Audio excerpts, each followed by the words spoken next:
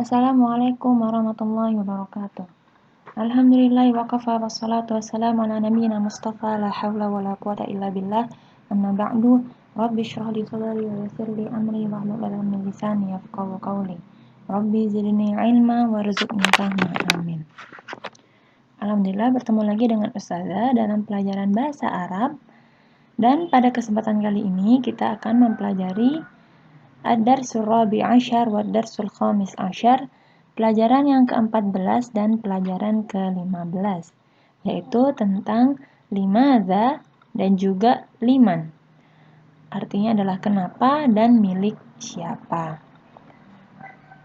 Sebagaimana yang sudah Ustazah jelaskan pada pekan lalu, kita akan mempelajari dua bab sekaligus, yaitu bab yang ke-14 dan bab yang ke-15.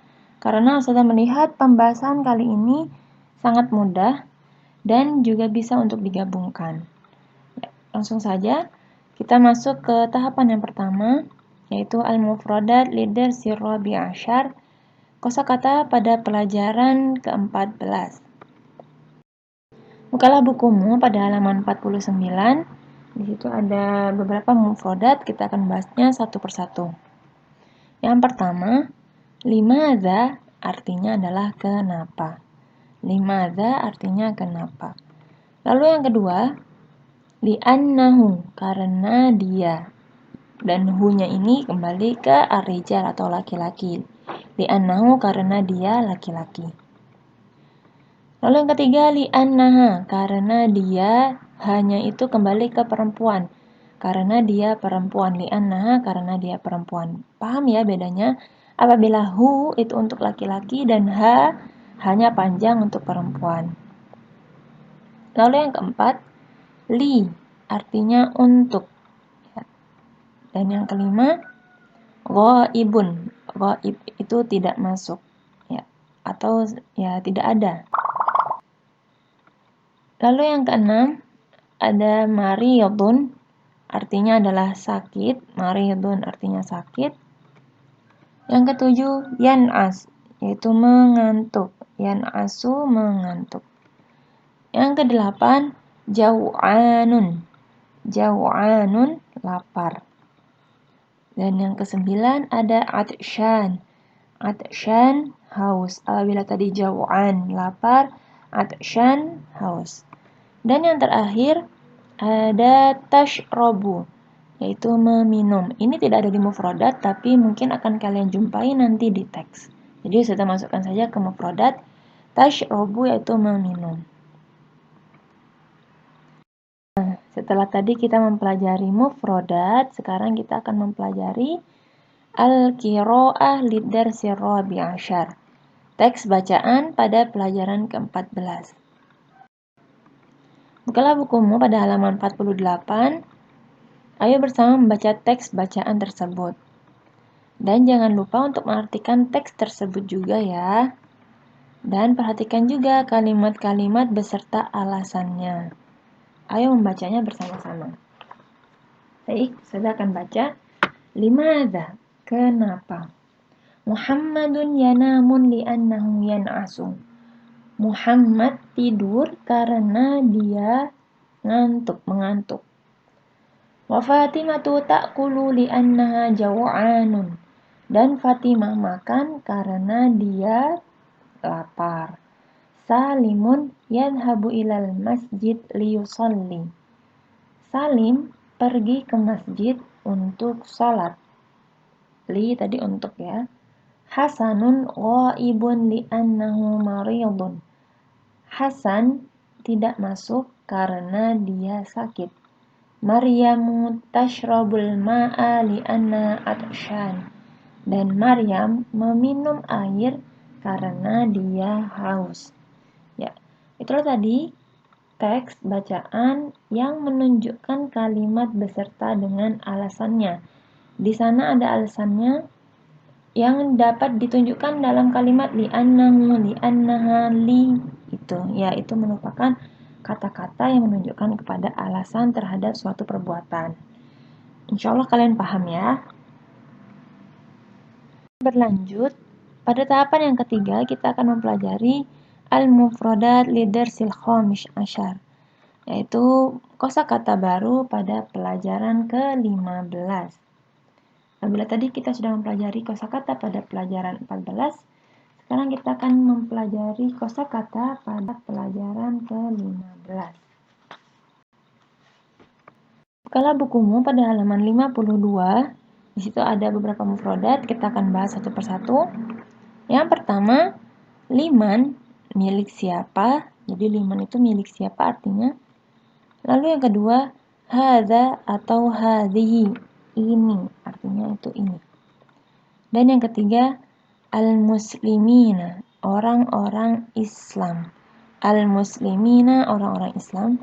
Dan yang keempat, zalika atau tilka. Zalika atau tilka artinya adalah itu. Dan yang kelima, an-nasoro. An-nasoro yaitu orang Kristen.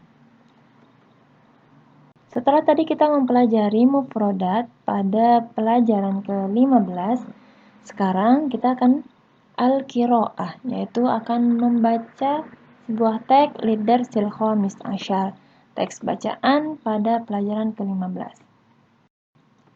Bukalah bukumu pada halaman 51. Ayo bersama-sama membaca teks bacaan tersebut. Dan jangan lupa untuk mengartikan teks tersebut juga ya.